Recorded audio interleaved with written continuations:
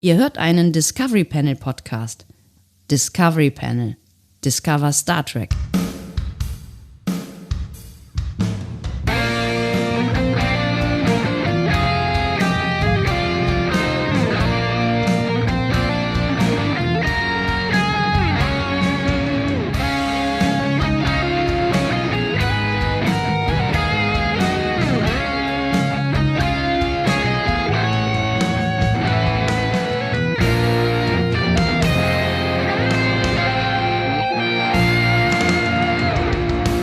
Herzlich willkommen, wir öffnen das Discovery Panel, naja, so halb, nichtsdestotrotz auf dem Panel heute. Andreas Dom und Sebastian Sonntag. Wir wollen euch eigentlich nur ganz kurz sagen, dass das hier keine richtige, reguläre, seriöse Folge des Discovery Panels ist, sondern... Naja, ich finde, seriöser geht's eigentlich nicht als diese Folge, ehrlich gesagt. Ja, du hast völlig recht, das ist völlig seriös. Es gibt jetzt mega seriösen Content. Wenn ihr unsere letzte Folge gehört habt, dann wisst ihr, was jetzt kommt. Wir haben nämlich ein Interview geführt, also mit wir meine ich vor allen Dingen dich, lieber Andreas, mit Mike McMahan. Vielleicht kannst du noch mal kurz 2 Sätze sagen, wer das ist. Mike McMahan ist der Creator, der Schöpfer quasi von Star Trek Lower Decks. Die treibende Kraft hinter dem Writers Room an dieser Stelle. Er hat die Serie entwickelt, er hat sie umgesetzt und er ist der kreative Kopf tatsächlich hinter dieser ganzen Serie. Er hat seine Karriere sehr, sehr geboostet, nicht gestartet, aber sehr, sehr geboostet mit der Zusammenarbeit da bei Rick and Morty. Und macht jetzt gerade auch noch neben Star Trek Lower Decks Solar Opposites eine Serie, die man sich auf jeden Fall mal anschauen kann. Das war die Kurzversion und mit ihm hört er jetzt das komplette Interview, was Andi mit ihm geführt hat über Star Trek Lower Decks und das so ein bisschen als Lustmachung, dieses Wort gibt es nicht als Nomen, als Lustmachung auf die erste Season Star Trek Lower Decks, die aus unserer Perspektive bald anläuft, nämlich am 22. Januar 2021.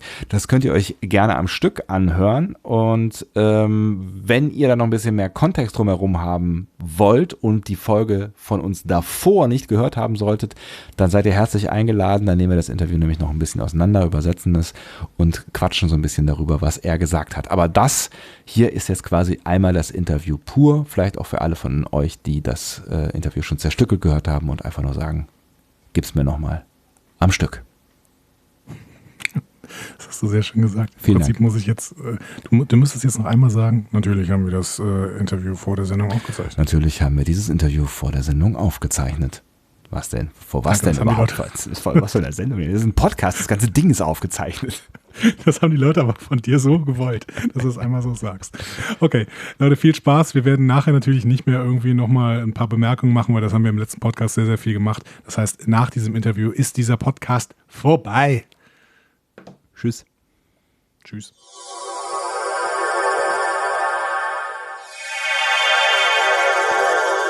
Welcome to Discovery Panel. We are a German Star Trek fan podcast talking about the new Star Trek TV shows.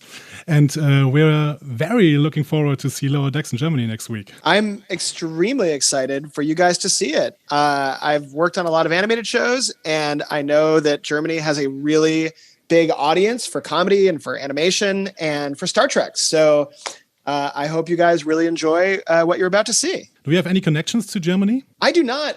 My sister-in-law lives in Germany, and actually one of my producers on the show, who Brad Boimler, one of the lead characters, is named after, speaks German and has family from Germany and is talking about Germany all the time. But, and I hate to admit it, I've never been to Germany. I hope to one day, when we can travel the world again, come and try all of your beers. That's going to be my real reason for going, and to meet some Star Trek fans. So you're very invited. We have some very large cons to come to for Star Trek fans. Mike, as a long-term fan of Star Trek, could you describe your feelings when you got the inquiry to create your own Star Trek show? Honestly, when I first went in, I thought, well, this could never happen. Like I'm actually a pretty optimistic guy usually, but when I went into the meeting, I had gotten a call from Aaron Byers, who's an executive at Secret Hideout, which is Alex Kurtzman's company. And he said, hey, Discovery is doing so well. We want to expand Star Trek into other series, and we're talking with creators who we know love Star Trek. Would you come in and talk to us about what you imagine your version of Star Trek animated show would be? And I was like, sure, because I love talking about Star Trek. But going in, I was like, they're not going to want to make the kind of Star Trek I want to make, because I would want to do one that wasn't on the bridge and celebrates, funny, lower decks officers. And when I went in and pitched it to them, it wasn't even a pitch. Pitches are a formal thing, and you go in with preparation. And when I went into Secret Hideout, it was like how I'm talking to you right now. It was a conversation and not a presentation. And in talking to, it was Alex Kurtzman, Heather Caden, and Aaron Byers, and me. And we're just literally, I think Alex just said, what do you love about Star Trek? What are the kinds of stories you love about Star Trek? And I kind of rattled off, I was like, my dream Star Trek show. And I rattled off what Lower Decks was. And in that meeting, which wasn't a pitch, he just turned to the others and said, I think we have another Star Trek show here. And wow, that's so cool. I went and got in my car and I called my wife and I was like, okay, this is very weird, but I think I just accidentally sold my dream Star Trek show. And it was the feeling of like, when you're working in the entertainment industry and you're a writer and you're trying to sell new ideas, constantly what you're doing is you're coming up with new stuff and you're trying to just make things that make you happy, right? Because best case scenario, you sell something and then you want to work on something that every day you get up and you're so excited to work on it. But you can't manufacture other people understanding and wanting to fund it and to make it. And you're really, really lucky if you get to make your dream projects. And Lower Decks is a dream project. And I was so caught off guard that I was going to get to do this, that it actually took, I think it really took a couple months of me working on it. Cause stuff gets made and then it goes away. Like you start to work on it and it goes away. So you don't let yourself get too excited. And it really wasn't until we started casting in the first table read where I was like, holy crap, we're actually making a Star Trek show. This is crazy. Yes, absolutely dream for fans like us. We are a big fan of your Twitter account, TNG S8 too. How many of the ideas you've tweeted there have been put into effect in Lower Decks? Oh my gosh. I mean, TNG season 8 is definitely, I love to hear that, because I worked almost as much on that Twitter feed for free when I was an assistant as I have on Star.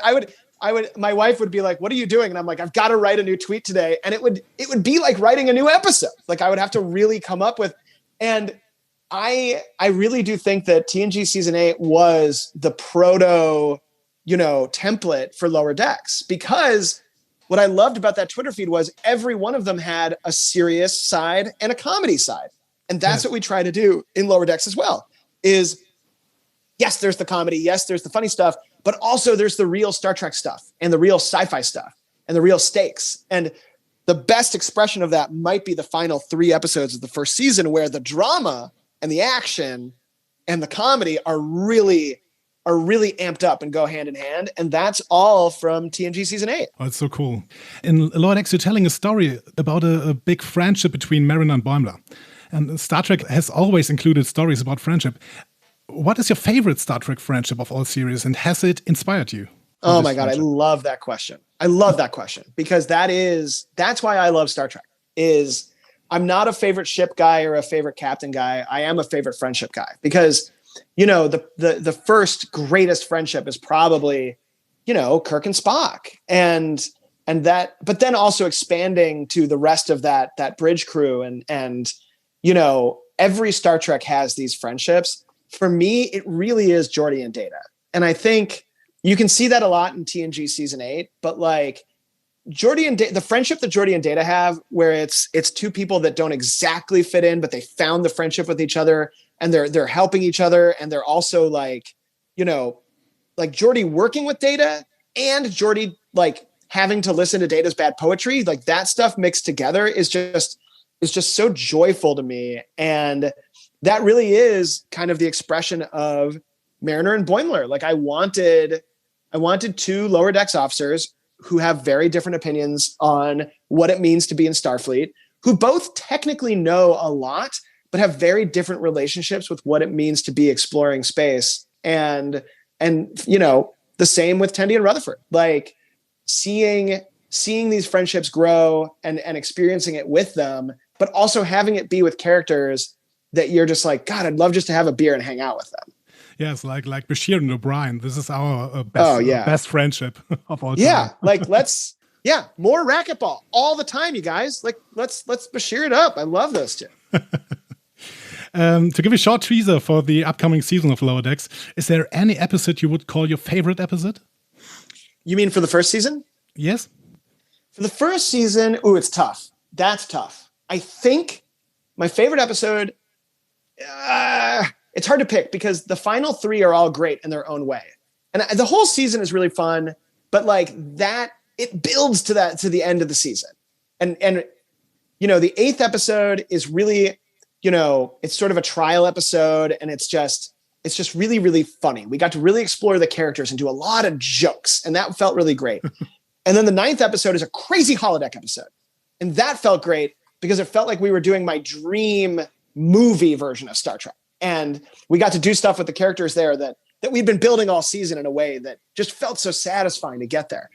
And then the finale, all right, well, I don't want to spoil it, but there's stuff that happens in the finale that is a combination of the most fun that we had first season and me geeking out about being a Star Trek fan and all at the same time. So it's kind of hard to pick, there's the funniest one, there's the most movie one, and then there's the kind of celebration final episode. Lower Decks in season 1 is a chiefly procedural show. Could you imagine telling a story over a whole season like we see in the Discovery or Picard? Yeah, I think for me, what gets me excited is we do try to tell stories across the whole season, but they aren't the driving engine of each episode. Like to me, the Star Trek I grew up with is not like I loved going to the movies, but what I really love to do is put on any one Star Trek and see stuff happening with my friends, spending time with my friends on the Starfleet ship. And the standalone episodes, getting to see like a distinct beginning, middle, and end, that feels very fun in Star Trek to me. But I also really like that because you guys are going to get to see all the episodes all in one block. You're going to get to have them they're all at once, which is like heaven. It's like a feast for a TV watcher. You will see that while we're writing these standalone episodes, there are themes and character stories we're tracking across the entire season. And so we do want to have our cake and eat it too. We want to have these season-long stories, whether they're emotional or dramatic, that you're tracking and that you can pick up any one episode and be like, this is the episode I'm going to watch today. This is what I want to have on in the background. You're going to have a satisfying beginning, middle, and end. Like we want to have both. We also love the short track experiments. You also created the short track The Escape Artist with Rainn Wilson as Harry Mudd. Is there any plan to do another short track? I would work with Rainn Wilson as Harry Mudd any day of the week. I loved doing that. I mean, not only because it was live action and we got to just have a blast being on those sets and being on the physical Discovery sets was just so amazing. And Rainn is so funny and so good. Like he can switch from funny to dramatic. Right now, there is no plan for new short tracks for me. But I would be there in a second, especially if I could expand on more Harry Mudd. I love that character. Mike, I'm very thankful that you spoke to us, and I hope we can speak too after the first season, perhaps. Or I would love to do that. Yeah, absolutely. And thank you for the interview. Of course, and I can't wait for you guys to see it, and I can't wait to hear what you think. And we're busy on season 2, and it's another amazing, fun 10 episodes that if you like the first 10, I think you will love the next season.